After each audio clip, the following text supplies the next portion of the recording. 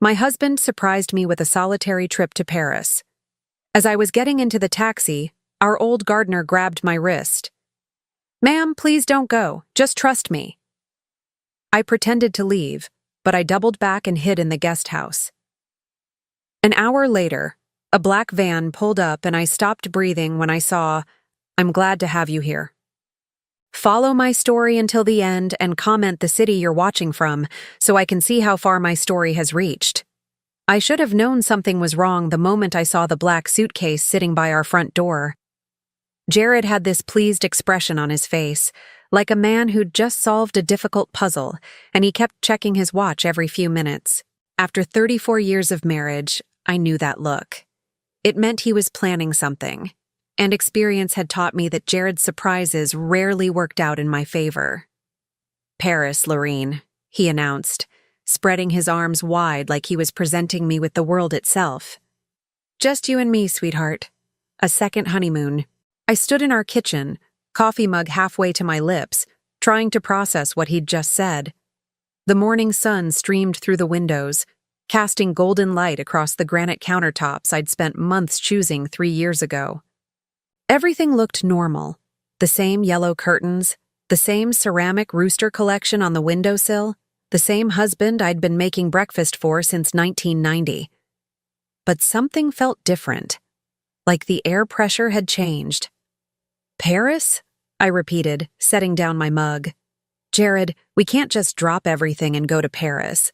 I have my book club on Thursday, and the Hendersons' anniversary party on Saturday, and—" "Already taken care of," he interrupted, that same satisfied smile spreading wider. "I called Linda Henderson myself, told her you weren't feeling well and needed some time away to recover." The words hit me like cold water. "You told them I wasn't feeling well?" "Jared, there's nothing wrong with me." He waved his hand dismissively. "Just a little white lie, sweetheart. Besides, you have been looking tired lately. A trip to Paris will do you good." I wanted to argue, to point out that I felt perfectly fine, but something in his tone made me hesitate. There was an edge to his voice that I'd been hearing more often lately. Impatient, almost condescending, like he was talking to a child who didn't understand adult decisions. The taxi arrived exactly at noon. I watched from the living room window as it pulled into our driveway, its yellow paint bright against the gray December sky. My suitcase, the one Jared had packed for me while I was supposedly getting ready, sat heavy in my hand. I hadn't checked what he'd put in it. Another small surrender in a marriage full of them. "Come on, Lorene," Jared called from the doorway. "We don't want to miss our flight." I took one last look around our house. 24 years we'd lived here, ever since Jared's promotion at the insurance company had made the mortgage payments possible. Every corner held memories. The living room where we'd hosted Christmas dinners, the den where I'd spent countless evenings reading while he watched television, the kitchen where I'd learned to make his mother's pot roast recipe, even though it was too salty for my taste. As I stepped outside, the December air bit at my cheeks. That's when I saw Spencer in the side garden, kneeling beside the winter roses he'd been tending for the past 15 years. Our eyes met across the frost-covered lawn, and something passed between us. A look I couldn't quite interpret. Concern, maybe, or warning. Spencer had been our gardener since 2009, when Jared decided our yard needed professional attention. Most people saw him as just the hired help, but Spencer had become something more to me over the years. He was the kind of man who noticed things. When the roses needed extra water during a dry spell, when the gutters were clogging with autumn leaves, when I seemed particularly quiet after one of Jared's criticisms about my cooking or my housekeeping, or my failure to understand whatever point he was trying to make about politics or money or the proper way to load a dishwasher. The taxi driver was loading our bags into the trunk when Spencer suddenly stood up, brushing dirt from his knees. He walked toward us with unusual urgency, his work boots crunching on the gravel driveway. "Mrs. Holloway," he called out, his voice carrying an odd note of intensity. "Spencer," I replied, surprised by his approach. Usually he kept to himself during working hours, maintaining the professional distance that Jared preferred. Ma'am, please don't go. The words stopped me cold. I turned fully to face him, noting the way his weathered hands trembled slightly, the deep creases of worry around his brown eyes. Spencer was 72 years old, a man who'd seen enough of life to know when something wasn't right. "Just trust me," he continued, stepping closer. His voice dropped to an urgent whisper. "Please, Mrs. Holloway, don't get in that car." Behind me, I could hear Jared's footsteps on the gravel, his impatience growing. "What's the problem here, Spencer?" "No problem, sir," Spencer replied quickly, but his eyes never left mine. "Just wishing Mrs. Holloway a safe trip." I felt caught between them, my husband of 34 years, and this man who'd tended our garden with such quiet dedication. There was something in Spencer's expression, a desperate sincerity that made my chest tighten with inexplicable fear. "Lorene," Jared's voice cut through my thoughts. "We need to leave now, or we'll miss our flight." I looked back at Spencer one more time. He gave me the slightest nod, as if he understood that I had to make a choice in that moment. Trust my husband's plan, or trust the instinct that was telling me something was terribly wrong. "Coming!" I called to Jared, then lowered my voice for Spencer. "I'll be fine. Take care of the roses while I'm gone." As I approached the taxi, my mind raced. 34 years of marriage had taught me to read the subtle signs of Jared's moods, and today something felt different. The forced cheerfulness, the sudden spontaneity so unlike his usually methodical nature, the way he'd arranged everything without consulting me first. It all added up to something I couldn't name, but definitely didn't like. I reached for the taxi door handle, then stopped. "Actually," I said, turning back toward Jared, "I forgot my reading glasses.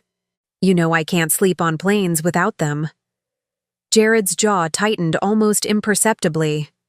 "Lorene, we don't have time." "It'll just take a minute," I insisted, already walking back toward the house. "Go ahead and get settled in the car. I'll be right back." Inside, I grabbed my glasses from the nightstand, but instead of returning to the taxi immediately, I moved to the bedroom window that faced the backyard. From there, I could see Spencer still standing by the rose garden, his attention focused on the taxi where Jared was now checking his phone with obvious agitation. Something about Spencer's warning had lodged itself in my chest like a splinter.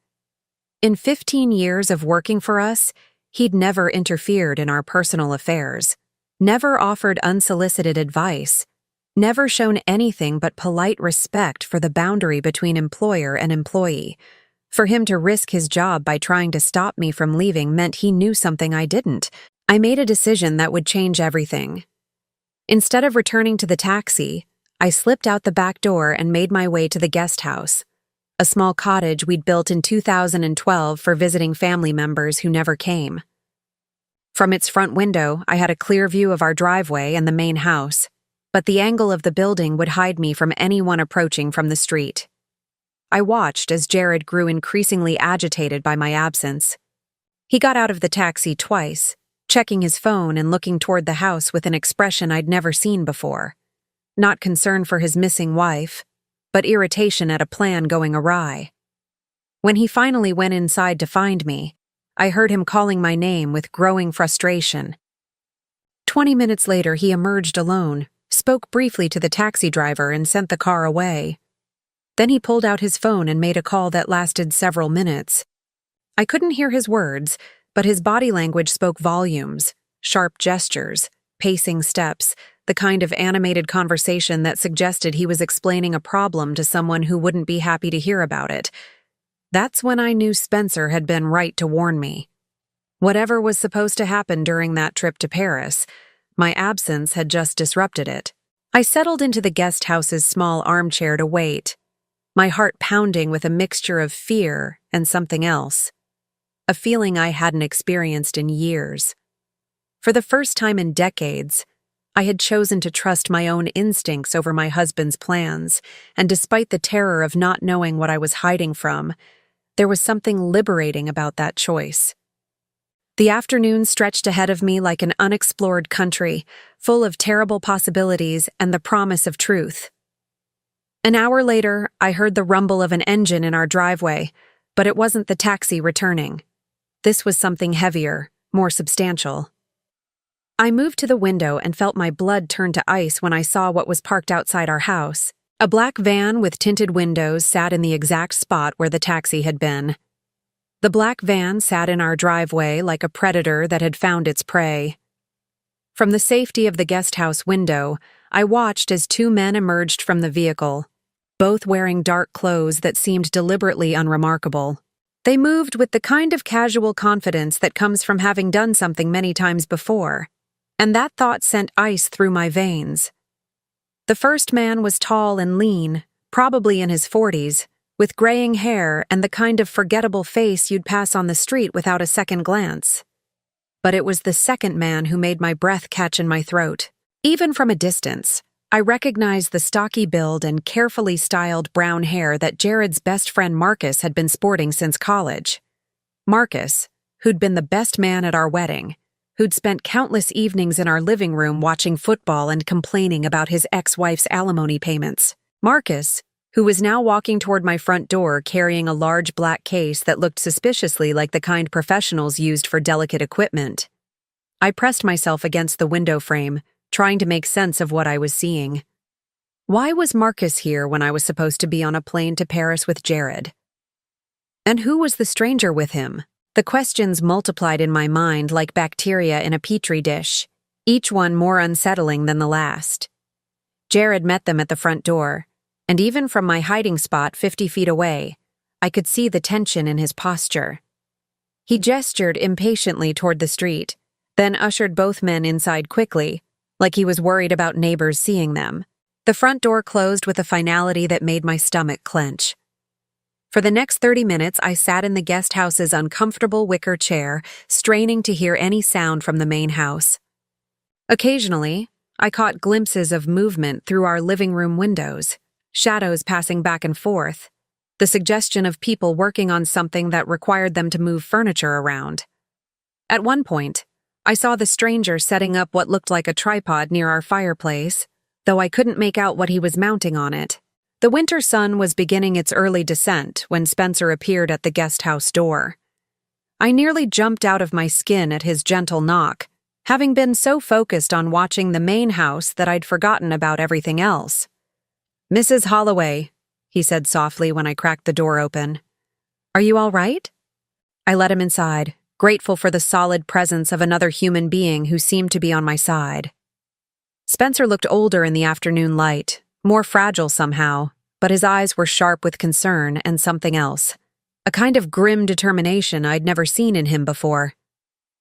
"Spencer, what's happening? Why did you tell me not to go?" He ran a weathered hand through his thinning gray hair, a gesture I'd seen him make countless times when he was trying to find the right words to explain something complex. "Ma'am, I've been working around this house for 15 years. I've learned to notice things, to pay attention when something doesn't seem right." "What kind of things?" Spencer moved to the window, peering cautiously toward the main house. "Your husband's been making a lot of phone calls lately. Calls he doesn't want you to overhear. I work in the garden, Mrs. Holloway. People forget I'm there, and sound carries through open windows." My mouth went dry. "What kind of calls?" "Calls about you, ma'am. About your mental state." The words hit me like a physical blow. "My mental state? Spencer, there's nothing wrong with my mental state." "I know that, Mrs. Holloway. You're one of the sharpest people I've ever met, but I've heard him talking to doctors, to lawyers, using words like declining and early onset and dangerous to herself." I sank into the chair, my legs suddenly unable to support me. "That's impossible. Jared would never. We've been married for 34 years. He loves me." Spencer's expression was gentle but firm. "Ma'am, with respect, love doesn't make a man lie to medical professionals about his wife's condition, and it doesn't make him research private psychiatric facilities that specialize in long-term care for patients with diminished capacity." The room seemed to tilt around me. "Psychiatric facilities? I'm sorry, Mrs. Holloway. I know this is hard to hear." But 3 weeks ago, I was trimming the hedges outside his office window when he had a long conversation with someone from a place called Millbrook Manor. It's a private facility about 2 hours north of here. Very expensive. Very discreet. I tried to process what Spencer was telling me, but my mind kept rejecting the information like an immune system fighting off infection.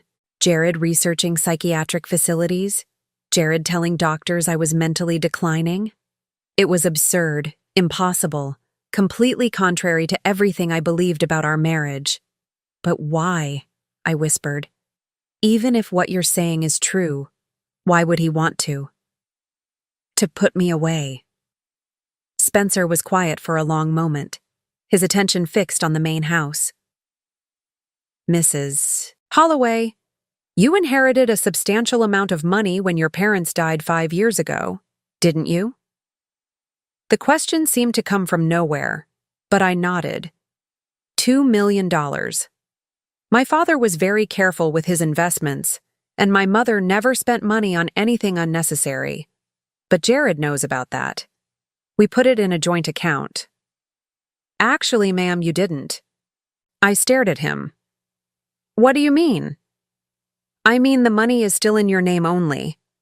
I know because I helped you carry some of the paperwork in from your car last month when you came back from the bank. Some of it fell out of your folder, and I couldn't help but see the account statements as I picked them up. My mind raced back to that afternoon. I'd been meeting with our financial advisor about updating our investment portfolio, and yes, I remembered carrying a stack of papers. I also remembered Spencer helping me with my packages when I struggled with the front door. At the time, I'd been grateful for his assistance. Now, I realized it might have saved my life. $2 million, Spencer continued carefully, is a lot of money, especially for a man who's been struggling with gambling debts for the past 2 years. The world stopped spinning. Gambling debts? I'm sorry, Mrs. Holloway. I probably shouldn't say anything, but I've seen the letters.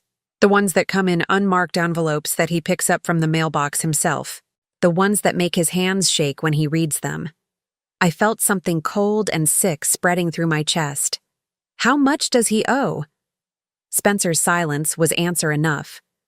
Through the guest house window, we watched as Marcus and the stranger carried several pieces of equipment back to the van.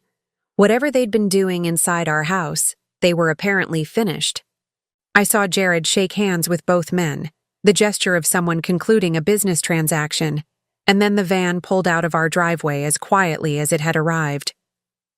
Mrs. Holloway, Spencer said quietly, I think you need to see what they did in there. We waited another hour until we were certain Jared had left the house. Spencer had watched him drive away in his silver sedan about 20 minutes after the van departed, presumably to pick me up from wherever he thought I'd gone when I didn't return to the taxi. Using Spencer's key, something I hadn't known he possessed, we entered through the back door. The house felt different immediately, though I couldn't pinpoint exactly how. It was still our home, still furnished with the same pieces we'd accumulated over decades of marriage, but something essential had changed. It didn't take long to find what the men had been doing. In the living room, tucked discreetly behind our family photos on the mantelpiece, was a small camera no bigger than a button.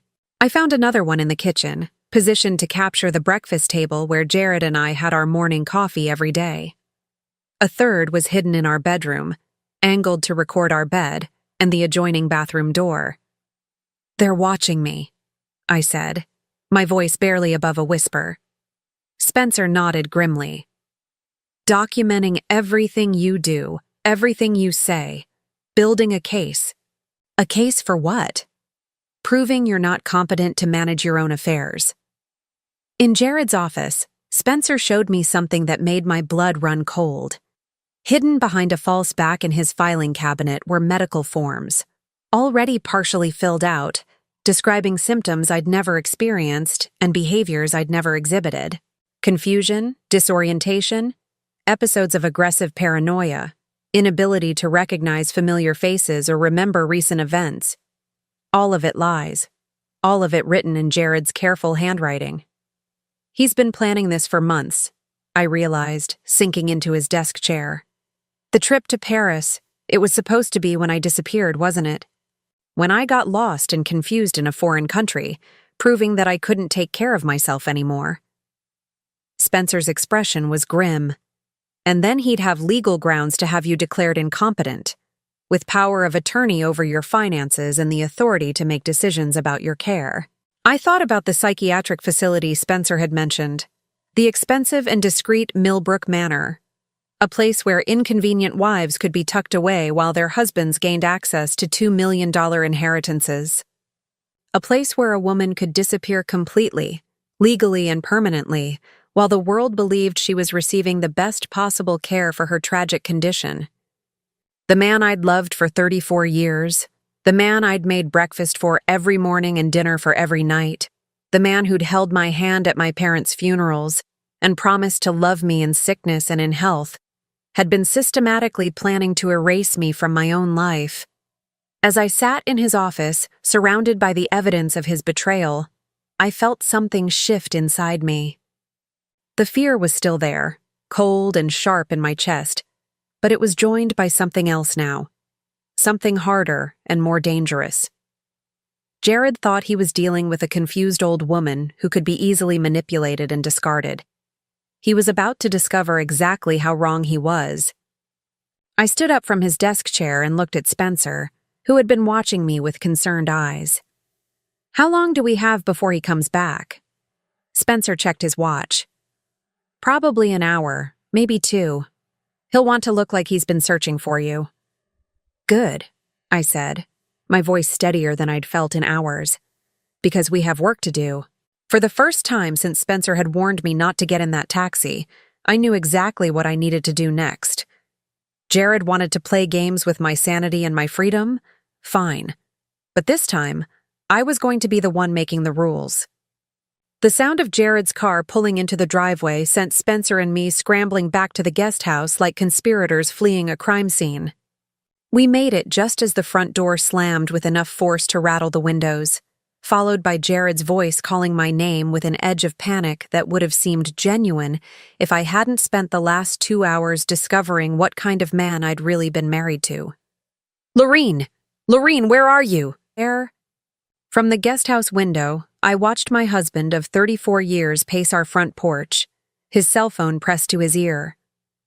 Even from a distance, I could see the agitation in his movements, the way he ran his free hand through his thinning hair, the sharp gestures he made while talking to whoever was on the other end of that call. "He's reporting to someone," Spencer observed quietly, standing beside me at the window. "Probably the same people who sent that van." I felt a chill that had nothing to do with the December air seeping through the guest house walls. The idea that strangers were involved in whatever Jared was planning made everything infinitely more terrifying. This wasn't just a husband with gambling debts trying to access his wife's inheritance. This was organized, professional, systematic. "Spencer," I said, my voice barely above a whisper, "how long have you known about the phone calls?" He was quiet for a moment, his weathered face thoughtful. "The first one I overheard was about 3 months ago. Mr. Jared was in his office with the window cracked open. It was one of those warm October days, you remember? I was raking leaves right underneath, and I heard him talking to someone about accelerating the timeline. 3 months. While I'd been planning our Thanksgiving dinner and ordering Christmas gifts for the grandchildren I'd probably never see again, Jared had been plotting my destruction with the methodical precision of a man planning a business merger. What exactly did he say? Spencer's expression grew even more troubled. He said the documentation needed to be more comprehensive, that he needed evidence of episodes, not just paperwork. He kept saying things like, behaviors that can't be explained away, and witnesses who would testify if necessary. The words hit me like physical blows. Episodes, witnesses, testify. This wasn't just about stealing my money. This was about erasing me completely, turning me into a cautionary tale about a woman who'd lost her mind and needed to be protected from herself. "There's more," Spencer continued reluctantly. "About 6 weeks ago, I heard him talking to someone about medications. natural supplements that could cause confusion, memory problems, things that wouldn't show up on standard blood tests. My hand flew to my throat as the implications crashed over me. The vitamins. Ma'am? The new vitamins Jared's been bringing me every morning for the past month. He said they were good for brain health, for preventing memory loss as I get older. I felt sick to my stomach. Spencer, I've been taking them religiously. He's been so insistent about it, so concerned about my health. Spencer's face went pale. Mrs. Holloway, have you been feeling different lately? More tired than usual? Having trouble concentrating? I thought back over the past several weeks, forcing myself to really examine how I'd been feeling instead of dismissing the symptoms as normal signs of aging. There had been mornings when I felt foggy, afternoons when I couldn't quite remember what I'd done with my keys, or whether I'd already watered the plants. Small things that I'd attributed to getting older. But now. He's been drugging me, I said, the words coming out flat and emotionless because the alternative was screaming. My own husband has been slowly poisoning me to make me seem confused and forgetful. Through the window, I could see Jared ending his phone call and heading back into the house. A few minutes later, lights began coming on throughout our home as he searched for me, calling my name with increasing desperation. We need to get back inside before he calls the police, I told Spencer. If he reports me missing, this whole thing could spiral out of control. Spencer nodded, but his expression was worried. Mrs. Holloway, what are you going to tell him? He's going to want to know where you've been. I had been thinking about that exact question for the past 30 minutes, and I'd come to a conclusion that surprised me with its clarity. I'm going to tell him the truth, or at least a version of it. Ma'am?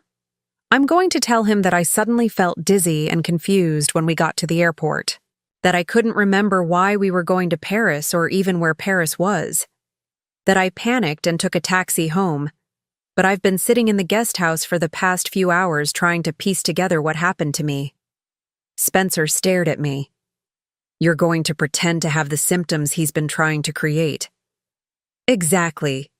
If Jared thinks his plan is working ahead of schedule, he might get careless, reveal more than he intends to.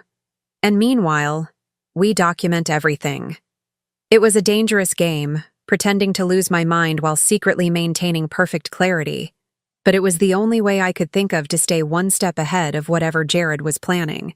If he believed I was already showing signs of serious mental decline, he might accelerate his timeline, and in doing so, make mistakes that would expose the full scope of his conspiracy. Spencer and I agreed that he would continue working in the garden as if nothing had happened, keeping his eyes and ears open for any further developments. Meanwhile, I would return to the house and begin the most challenging performance of my life. I found Jared in our bedroom, sitting on the edge of our bed with his head in his hands. When I knocked softly on the doorframe, he looked up with an expression of such relief that for a moment, I almost forgot what I'd discovered about him. Lorene! Thank God, where have you been? I've been worried sick. I let my voice trail off, adding a note of confusion that wasn't entirely feigned. Jared, I don't understand what happened. We were at the airport, and suddenly I couldn't remember why we were there. He stood up quickly, crossing the room to take my hands in his. His touch felt different now, not comforting, but calculating. What do you mean, sweetheart? Paris, I said, shaking my head as if trying to clear it. You kept saying we were going to Paris, but I couldn't remember booking a trip. I couldn't remember wanting to go anywhere. And then when we got to the airport, I looked at all those people and all those signs, and I got so scared. Jared's eyes sharpened with what looked like professional interest. Scared of what? I don't know. Everything. Nothing. I felt like I was in a place I'd never seen before, surrounded by strangers, and I couldn't understand why you were trying to make me get on an airplane. I sat down heavily on our bed, putting my head in my hands. I took a taxi home, but then I couldn't remember where I'd put my house keys. I've been sitting in the guest house all afternoon, waiting for you to come home and explain what's happening to me. The silence that followed was so complete I could hear the grandfather clock ticking in the hallway downstairs. When I looked up, Jared was staring at me with an expression I'd never seen before. Not concern or love or even confusion, but something that looked almost like satisfaction. "Sweetheart," he said, his voice taking on the gentle, patronizing tone people use with small children or very sick people. "I think you might be more tired than we realized. Maybe we should make an appointment with Dr. Morrison, have him take a look at you." Dr. Morrison, who had been our family physician for the past 15 years, and who would undoubtedly find nothing wrong with me because there was nothing wrong with me. Which meant Jared was planning to take me somewhere else, to one of the doctors Spencer had mentioned, the ones who specialized in finding problems that didn't exist. "Do you think that's necessary?" I asked, letting a note of fear creep into my voice. "Maybe I just need some rest." "Maybe," Jared agreed, but I could see the wheels turning behind his eyes. "But Laureen, what you're describing, the confusion, the memory problems, the disorientation, these could be signs of something serious. Something serious, like early-onset dementia or Alzheimer's, or any number of conditions that would require long-term specialized care. The kind of care provided by expensive private facilities like Millbrook Manor." "I'm scared, Jared," I said. And for once, I didn't have to fake the emotion in my voice. He sat down beside me and put his arm around my shoulders, pulling me close in what should have been a comforting gesture. Instead, it felt like being embraced by a snake. "Don't be scared, sweetheart. I'm going to take care of everything. I'm going to make sure you get the best possible help." The best possible help. Not the help I needed because I didn't need any help. The help he needed me to have, which was an entirely different thing. That night, I lay awake beside the man I'd shared a bed with for over 3 decades, listening to his steady breathing and planning my next move. Every few hours, I heard the soft click of our bedroom door opening and closing, followed by the whispered sound of footsteps in the hallway. Jared was checking on me, making sure I was still there, still under his control. Around 3 in the morning, I heard him talking quietly on the phone in his office downstairs. The conversation lasted nearly an hour, and when he finally returned to bed, he smelled faintly of cigarettes, a habit he'd supposedly given up years ago, but apparently resumed under stress. In the darkness, I began to understand the true scope of what I was dealing with. This wasn't just a husband trying to steal his wife's inheritance. This was a carefully orchestrated campaign designed to strip me of everything that made me human, my autonomy, my dignity, my very identity. And if Spencer hadn't warned me, if I'd gotten on that plane to Paris, I would have walked straight into a trap that would have destroyed my life completely. The next morning, Jared brought me my vitamins with breakfast, just as he had every morning for the past month. This time, I knew exactly what they were intended to do. "Here you go, sweetheart," he said, setting the pills beside my orange juice with the same casual affection he'd shown for 34 years. "These will help with your energy levels." I palmed the pills instead of swallowing them, waiting until he left for his morning shower before spitting them into a tissue. Later, when I was certain he was gone, I would give them to Spencer, who had offered to take them to someone he knew who could have them analyzed. As I sat at our breakfast table, surrounded by the familiar comfort of our morning routine, I realized that everything I'd believed about my life had been a carefully constructed illusion. The loving husband, the secure marriage, the peaceful retirement we'd been planning, none of it had been real. But unlike the victim Jared thought he was creating, I was not confused, not helpless, and certainly not willing to disappear quietly into whatever nightmare he had planned for me.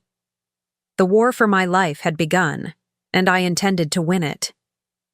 The pills Spencer took for analysis came back exactly as we'd suspected, a cocktail of supplements laced with mild sedatives and cognitive suppressants that would cause exactly the symptoms Jared claimed to be concerned about. Memory fog, confusion, difficulty concentrating. Nothing that would show up on a routine blood test, but enough to make a 64-year-old woman seem like she was experiencing the early stages of dementia. The person who analyzed these says they're actually quite sophisticated, Spencer told me as we sat in the guest house 3 days later. Whoever formulated this knew exactly what they were doing. The dosages are calculated to create symptoms without causing obvious harm. I stared at the small plastic bag containing the evidence of my husband's betrayal. How long would it take for these to clear my system? About a week? Maybe less if you drink plenty of water and get some exercise. A week. For 7 days, I would need to continue pretending to experience symptoms that were slowly fading from my system while documenting everything Jared did and said.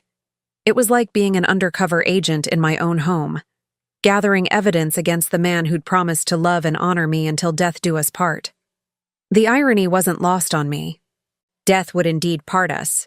He was just trying to arrange it differently than we'd planned. "Mrs. Holloway," Spencer said carefully, "there's something else you need to know." I looked up from the pills, noting the grim expression on his weathered face. In the past few days, Spencer had become my anchor in a world that had turned completely upside down. His steady presence and unwavering loyalty were the only things keeping me sane as I navigated the minefield my life had become. "What is it?" "I did some research on that place I mentioned, Millbrook Manor. It's not just expensive, it's exclusive. They specialize in long-term care for patients whose families want discretion." "What kind of discretion?" Spencer pulled out a small notebook where he'd been recording everything we'd discovered. "The kind where patients check in but their families rarely visit, where medical records are kept confidential and communication with the outside world is strictly controlled for the patient's own good." The temperature in the guest house seemed to drop 10 degrees. "You're talking about a place where people disappear." "I'm talking about a place where inconvenient relatives can be stored indefinitely while their families gain control of their assets, all perfectly legal, all documented as necessary medical care." I felt something cold and sharp twist in my stomach. Jared hadn't just been planning to steal my inheritance, he'd been planning to erase me from existence entirely. A living death that would allow him to access my $2 million while maintaining the sympathetic image of a devoted husband caring for his tragically ill wife. "How much does a place like that cost?" Spencer consulted his notebook. "About $8,000 a month for basic care. More if the patient requires special handling or additional security measures." $8,000 a month. Even with my inheritance, that would add up quickly.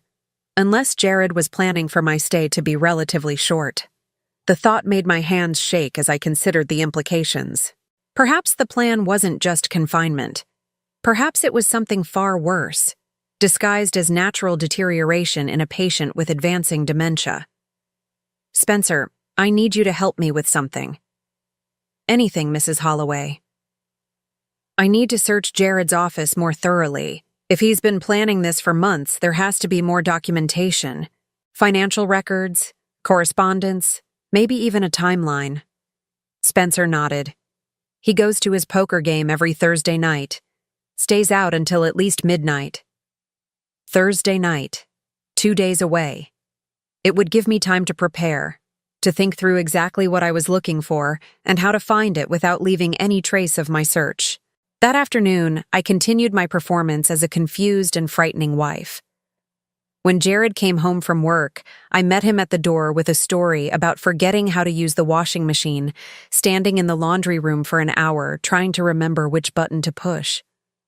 "It's okay, sweetheart," he said, his voice full of practiced patience. "These things happen. Why don't you let me handle the laundry from now on?" Another small surrender of independence. Another piece of evidence that I couldn't manage basic household tasks. I wondered how many of these moments he was documenting, building his case piece by piece. "Jared," I said, letting my voice tremble slightly. "I'm scared. What's happening to me?" He guided me to the living room sofa, settling beside me with the kind of tender concern that would have melted my heart a week ago. Now it made my skin crawl. "I've been thinking about that, Lorene. I made an appointment for you with a specialist. Dr. Harrison comes highly recommended for patients with memory issues." "Dr. Harrison. Not Dr. Morrison," our longtime family physician who might actually give me a clean bill of health, a specialist who undoubtedly already knew what diagnosis Jared wanted him to provide. When? Tomorrow afternoon. Just a consultation, nothing to worry about. Tomorrow.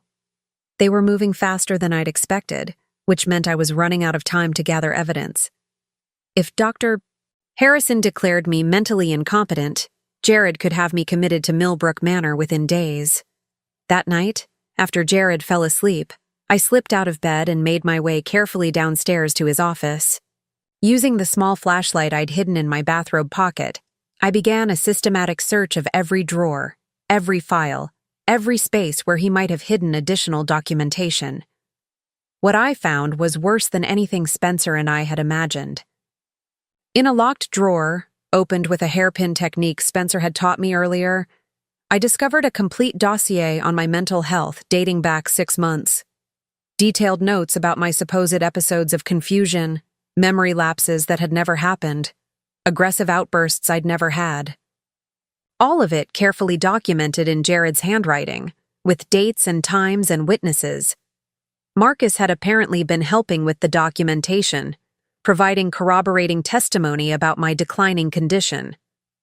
According to these files, I'd had 3 separate incidents in the past month where I'd become violent and irrational, threatening both Jared and Marcus with kitchen knives. It was pure fiction, but it was meticulously crafted fiction that would be extremely difficult to disprove. I found correspondence with Millbrook Manor going back 4 months, including a detailed care plan and financial arrangements. The initial payment alone was $50,000, with monthly fees of $8,000 thereafter. Jared had already signed the contracts, but it was the file labeled Timeline that made my blood run cold. Phase 1. Establish pattern of cognitive decline through documentation and witness testimony. Status: complete. Phase 2. Medical evaluation confirming dementia diagnosis. Status: scheduled for December 15th. December 15th. Tomorrow. Phase 3. Emergency commitment following violent episode. Status: prepared. Phase 4. Transfer to long-term care facility. Status: arrangements complete. Phase 5. Access to inheritance and insurance proceeds. Status: pending. Insurance proceeds. I flipped through more pages until I found what I was looking for. A life insurance policy I'd never known existed, taken out in my name 18 months ago. The beneficiary was listed as my beloved husband, Jared, and the payout was $1 million. My hands shook as I photographed each page with the small digital camera Spencer had given me. Jared wasn't just planning to have me committed to Millbrook Manor. He was planning for me to die there, making it look like the natural progression of a tragic illness while he collected both my inheritance and my insurance money. $3 million total, enough to pay off his gambling debts and fund a very comfortable retirement. The final document in the file was a draft of my obituary, written in Jared's careful handwriting. Lorene Margaret Holloway passed peacefully on date to be determined after a courageous battle with early-onset dementia. She was surrounded by love and receiving the finest possible care at the time of her passing. I sat in his office chair, surrounded by evidence of the most elaborate betrayal I could have imagined, and felt something inside me break completely. Not my spirit, that had grown stronger with each revelation. What broke was the last vestige of the woman who had believed in the goodness of her marriage, who had trusted her husband with her life, who had been willing to overlook small cruelties in favor of maintaining peace. That woman was gone forever. In her place was someone harder, smarter, and infinitely more dangerous. I photographed everything, copied what I could, and returned the files to exactly where I'd found them. Then I made my way back upstairs to lie beside the man who was planning my murder, and spent the remaining hours until dawn planning his destruction instead. The appointment with Dr. Harrison was scheduled for 2 o'clock the next afternoon. I had less than 12 hours to prepare for the performance of my life, one that would determine whether I walked out of his office a free woman or was committed to a psychiatric facility where I would slowly and quietly disappear. But Jared had made one critical mistake in his elaborate plan. He had underestimated the woman he'd been married to for 34 years. He thought he was dealing with a confused, frightened victim who would go quietly into whatever nightmare he'd prepared for her. He was about to discover exactly how wrong he was. As I lay in bed listening to his peaceful breathing, I smiled in the darkness. Tomorrow would be the day Jared learned that his wife was far more formidable than he'd ever imagined. And unlike his carefully documented fiction, my revenge would be very, very real. Dr. Harrison's office was exactly what I'd expected. All mahogany furniture and expensive diplomas designed to project authority and trustworthiness. The kind of place where families brought their loved ones to receive devastating diagnoses delivered with professional compassion. What I hadn't expected was how young he looked. Probably no more than 40, with the kind of eager ambition that made him dangerous. Jared sat beside me in the consultation room, playing the role of concerned husband with an expertise that made my skin crawl. His hand rested protectively on my knee while he answered Dr. Harrison's questions about my recent episodes with carefully rehearsed sorrow. The confusion started about 3 months ago, Jared explained, his voice heavy with manufactured grief. Small things at first. She'd forget conversations we'd had, lose track of time, get lost driving to places she's been going for years. Dr. Harrison nodded sympathetically, making notes in what I assumed was my newly created medical file. And the aggressive episodes? Those started more recently. About a month ago, I found her in the kitchen at 2 a.m, holding a knife and insisting that strangers had been in our house. When I tried to calm her down, she threatened me. It was a masterful performance, full of the kind of specific details that would be difficult to dispute. The fact that none of it had ever happened was irrelevant. Jared was creating a medical record that would support whatever Dr. Harrison had already been paid to conclude. Mrs. Holloway, Dr. Harrison turned to me with the patronizing gentleness reserved for children and the mentally impaired. Can you tell me what year it is? This was it. The moment when I had to decide how far to take my own performance. If I appeared too competent, Dr. Harrison would have no grounds for the diagnosis Jared was expecting. But if I seemed too impaired, I might be committed immediately, before I had a chance to execute my own plan. I let confusion flicker across my face, as if the question itself was difficult to process. Year? I'm not sure. 1990-something? Jared's hand tightened on my knee, not a comforting gesture, but a signal of satisfaction. From his perspective, my confusion was right on schedule. Can you tell me the name of the current president? I stared blankly at Dr. Harrison, then looked to Jared as if seeking help. There's a president? Of what? Dr. Harrison exchanged a meaningful glance with my husband. Mrs. Holloway, do you know where you are right now? I think. Is this a hospital? Jared said we were going shopping, but this doesn't look like a store. I let my voice take on the querulous tone of someone genuinely confused and frightened. I want to go home now. I don't like it here. What followed was an hour of psychological tests that I failed with carefully calculated precision. I couldn't remember 3 simple words after 5 minutes. I couldn't draw a clock face with the numbers in the right places. I became agitated when asked to perform basic arithmetic, claiming that numbers didn't make sense anymore. Through it all, Jared sat beside me like a devoted husband bearing witness to his wife's tragic decline. He provided additional details about my condition when prompted, each one more damaging than the last. According to him, I'd been wandering the neighborhood at night, forgetting to turn off appliances, becoming violent when corrected about obvious mistakes. The hardest part, Jared told Dr. Sao, Harrison while I sat staring vacantly at the wall, is that she still has moments of clarity, times when she seems almost like her old self, but they're getting rarer. Dr. Harrison nodded knowingly. That's very typical of early-stage dementia. The progression isn't always linear. Early-stage dementia. There it was. The diagnosis that would destroy my life, delivered with the same casual professionalism someone might use to discuss the weather. "What are our options?" Jared asked, his voice carefully modulated to suggest a man grappling with impossible choices. Given the severity of her symptoms and the documented episodes of violence, I would strongly recommend immediate residential care. Patients at this stage often benefit from a structured environment with 24-hour supervision. "You mean a nursing home?" "Something more specialized. There's an excellent facility called Millbrook Manor that deals specifically with cases like your wife's. They have experience with patients who exhibit aggressive tendencies alongside cognitive decline." I felt a chill of genuine terror as the trap closed around me with surgical precision. Everything was proceeding exactly according to Jared's timeline. In less than an hour, Dr. Harrison would sign commitment papers that would give Jared legal authority to have me transported to Millbrook Manor against my will. But I had one advantage that neither of them knew about: the small digital recorder hidden in my purse, documenting every word of their conspiracy.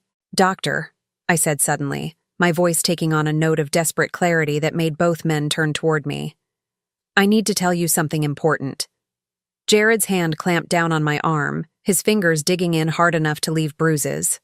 "Lorene, sweetheart, you're confused." "No," I insisted, pulling away from him with more strength than he expected. "I'm not confused. Not about this. Doctor, my husband has been putting things in my food, pills that make me feel sleepy and strange."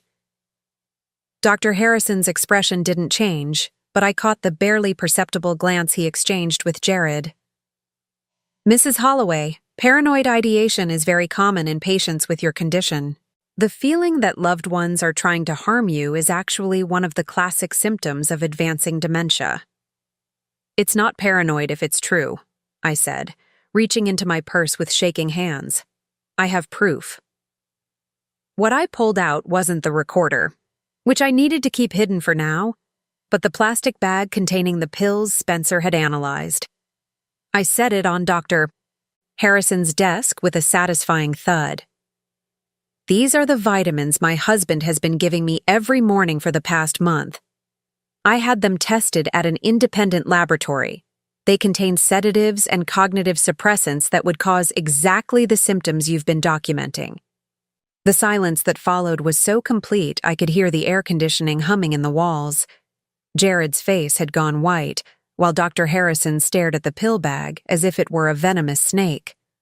"Lorene," Jared said carefully, "where did you get those pills tested? You've been at home with me every day." "Not every day, Jared.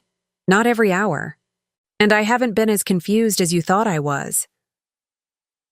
I stood up from my chair, feeling steadier and more clear-headed than I had in months. The fog that had been clouding my thoughts for weeks was finally lifting, replaced by a crystalline clarity that made everything sharp and bright.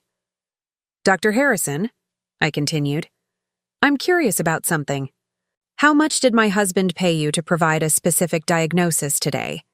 And how long have you been working with Millbrook Manor to provide them with patients whose families want them? Disappeared?" Dr. Harrison's professional composure cracked for just a moment, long enough for me to see the guilt and fear underneath. "Mrs. Holloway, I think you're having another episode. Perhaps we should continue this evaluation another time, when you're feeling more settled." "I'm feeling perfectly settled, thank you. What I'm not feeling is patient."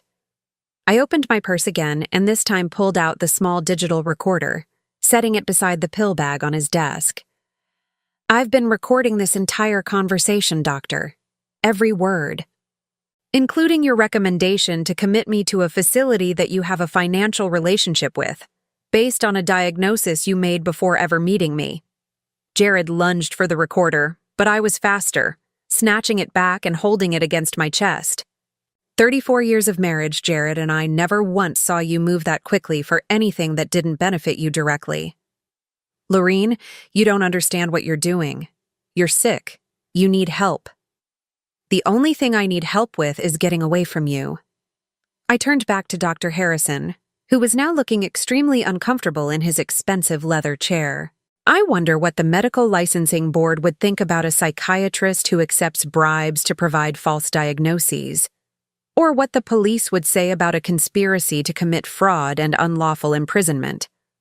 Dr. Harrison cleared his throat nervously. Mrs. Holloway, I think there's been some misunderstanding. Your husband brought you here because he's genuinely concerned about your welfare. No one is trying to hurt you. Really? Then explain this. I reached into my purse one final time and pulled out photocopies of the documents I'd found in Jared's office, the timeline, the correspondence with Millbrook Manor, and the life insurance policy I'd never known existed.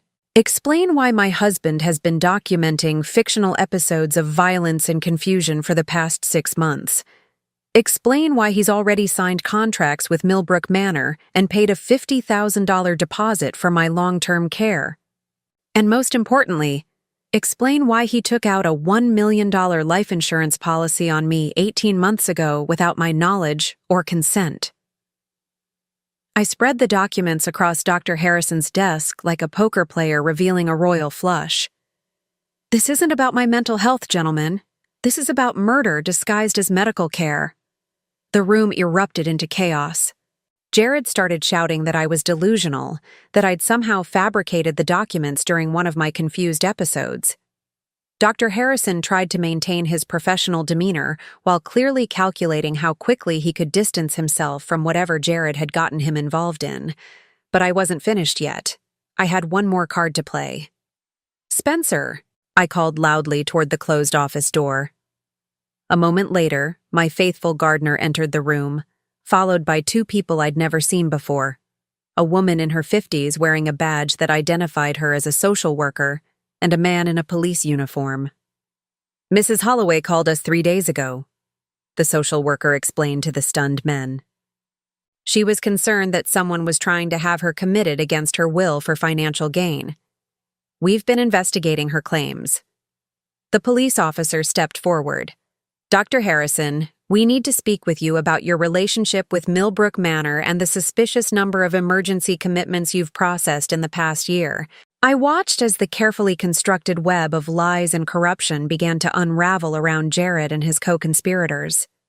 34 years of marriage had taught me to read my husband's expressions, and what I saw now was pure panic as he realized that his victim had become his hunter. Spencer, I said, turning to the man who had saved my life with his warning about the Paris trip. I believe we can go home now. As we left Dr. Harrison's office, I could hear Jared shouting my name behind us, his voice no longer filled with false concern, but with the raw desperation of a man watching his carefully planned future disappear. I didn't look back. After 34 years, I was finally moving forward. 6 months later, I stood in the garden of my new home, watching Spencer plant roses in soil that belonged to me alone. The house was smaller than the one I'd shared with Jared for 24 years, but every corner of it was honest. No hidden cameras, no secret documents, no medications disguised as vitamins. Just a peaceful cottage on 3 acres of land, 40 miles from the city where I'd nearly lost everything. The legal proceedings had taken 4 months to resolve completely. Jared was sentenced to 8 years in federal prison for conspiracy to commit fraud, insurance fraud, and attempted unlawful imprisonment. Dr. Harrison lost his medical license and received 5 years for his role in what the prosecutor called a systematic scheme to defraud elderly patients and their families. Marcus, Jared's supposed best friend and co-conspirator, pleaded guilty to lesser charges in exchange for testimony against the others. It turned out that Marcus wasn't just helping Jared document my fictional episodes of dementia. He was part of a larger network that specialized in targeting wealthy, older adults for elaborate financial scams. The investigation that followed my case uncovered 12 other victims over the past 3 years, all of them women over 60 who had been systematically drugged, gaslighted, and committed to expensive private facilities while their assets were transferred to family members or caregivers. Some of them had died at Millbrook Manor under suspicious circumstances that were being investigated by federal authorities. I testified at every trial, telling my story with the same clarity and precision I'd used to document Jared's conspiracy. The prosecutors called me an ideal witness, calm, credible, and impossible to discredit because of the meticulous evidence I'd gathered. What they didn't understand was that testifying wasn't difficult for me because I was no longer afraid. Fear belonged to my old life, to the woman who had trusted too easily and questioned too little.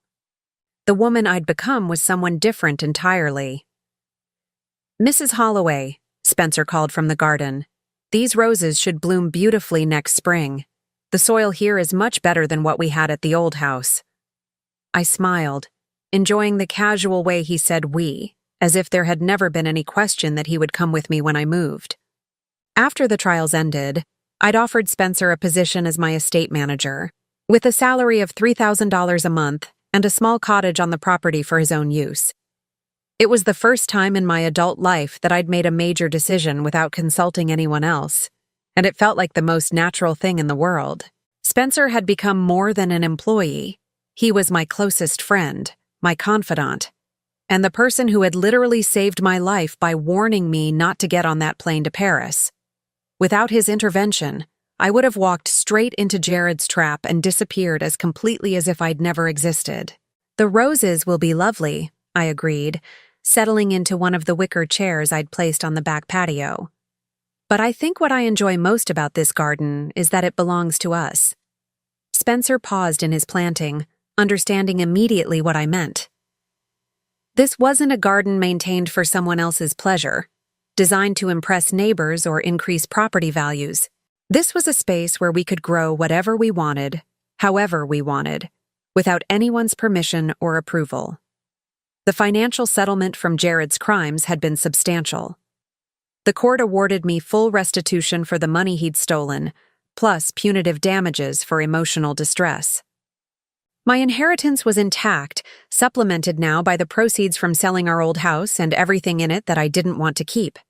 More importantly, the life insurance policy Jared had taken out without my knowledge had been invalidated due to fraud, and the insurance company had paid me an additional settlement to avoid further legal action. I was, by any measure, a wealthy woman, wealthy enough to live exactly as I chose for the rest of my life. What I chose was simplicity. The new house had 2 bedrooms, 1 bathroom, a kitchen large enough for cooking but small enough for easy maintenance, and windows that faced the garden from every room. I'd furnished it with pieces I actually liked, rather than items chosen to impress visitors who rarely came. My books had their own room now, lined up on shelves Spencer had built according to my specifications. I kept very few reminders of my previous life. The wedding photos were gone, of course, along with most of the expensive furniture and decorative objects that had cluttered our old home. What I'd kept were the things that had belonged to me before my marriage: my grandmother's china, my father's books, my mother's jewelry. Objects that connected me to the person I'd been before I became half of a couple that had never been as real as I'd believed. The mailbox at the end of my driveway bore only my name now, Laureen Holloway. Not Mrs. Jared Holloway, not Mrs. and Mrs. anyone, just my own name, claiming my own space in the world. I received letters occasionally from other victims of similar schemes, women who'd read about my case in the newspaper and wanted to share their own stories. Most of them had been less fortunate than I was. They'd been successfully committed to facilities like Millbrook Manor, their assets drained by family members who visited less and less frequently until they disappeared entirely from their loved ones' lives. Some of these women had spent years in psychiatric facilities, diagnosed with conditions they didn't have, medicated for symptoms they'd never experienced. Their families had them declared legally incompetent while systematically liquidating their assets, always with the explanation that the money was needed for specialized care.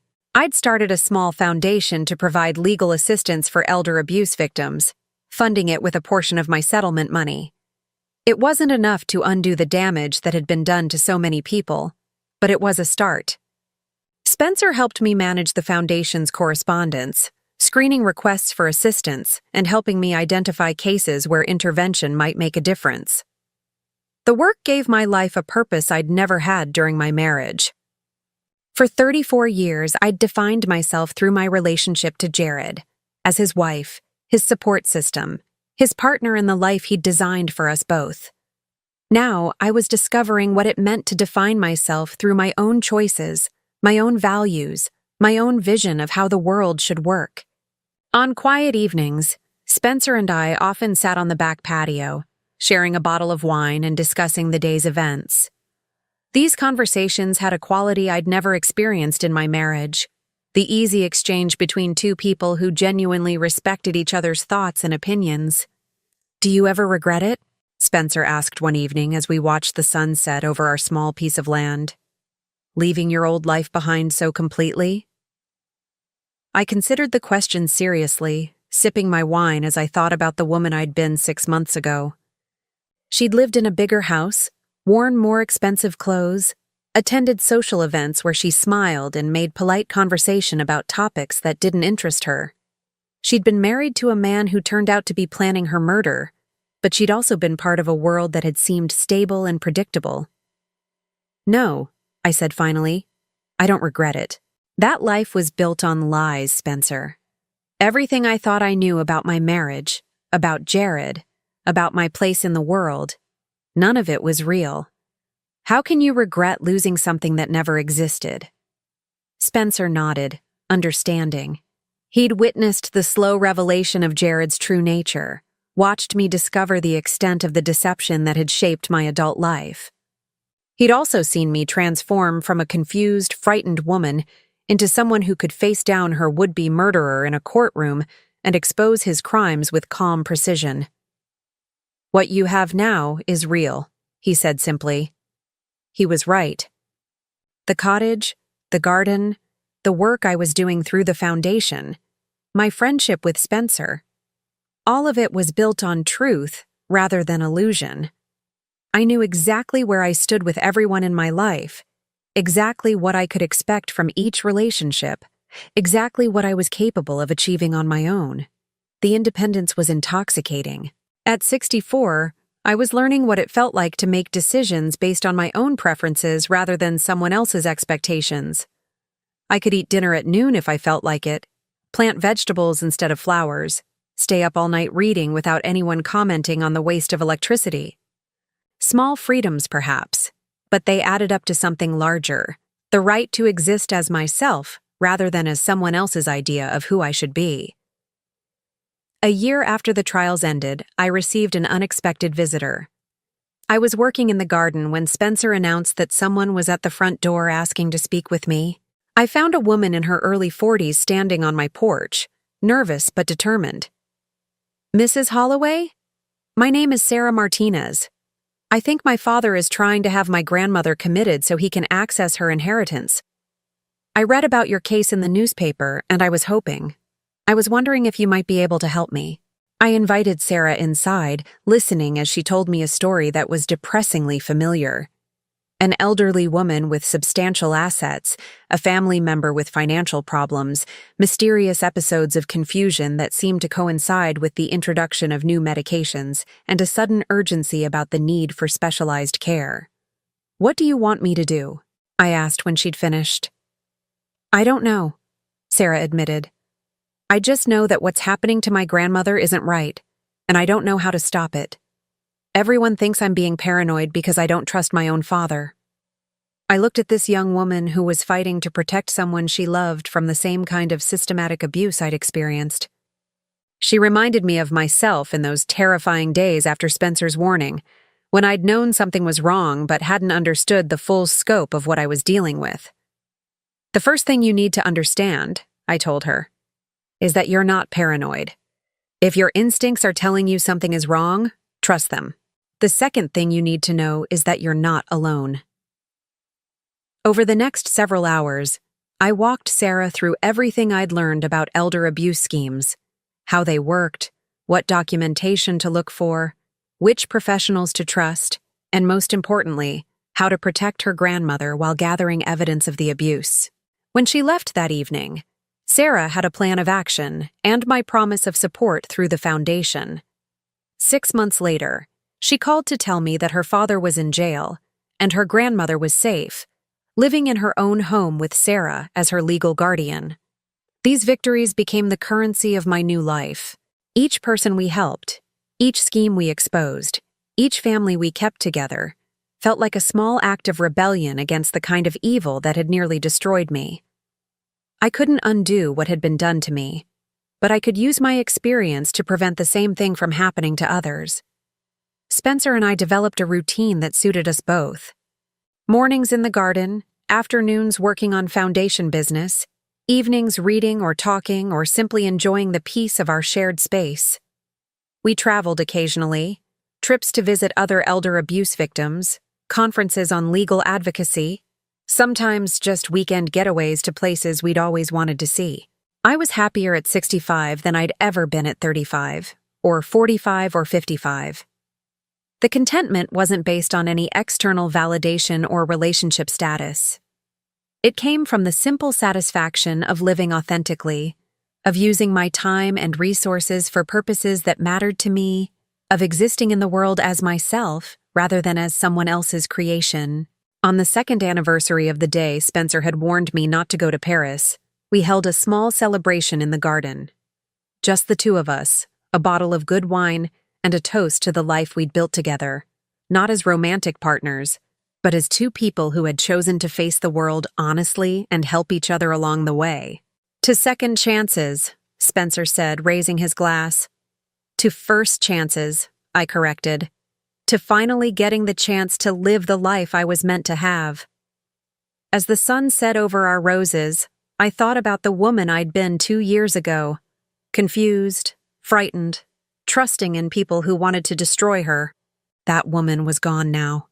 Not because she'd been murdered as Jared had planned, but because she'd transformed into someone stronger, wiser, and infinitely more dangerous to those who preyed on the vulnerable. I had survived, I had thrived, and I had made sure that others would have the same chance. It was, I thought, a life worth living. Now I'm curious about you who listened to my story. What would you do if you were in my place? Have you ever been through something similar? Comment below. And meanwhile, I'm leaving on the final screen 2 other stories that are channel favorites, and they will definitely surprise you.